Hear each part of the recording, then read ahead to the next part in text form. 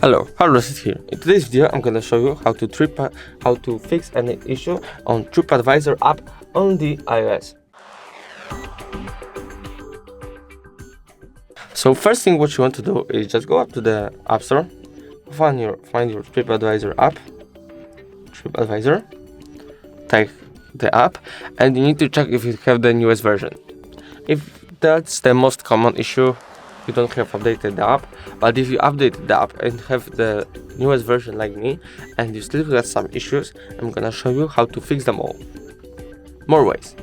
So first, go to the settings, go to the apps, find your TripAdvisor app right there, and you need to set all the settings to the fabric, like mine, like here, Siri, all the fabrics, search all the fabrics, background number fresh on, and language doesn't really matter.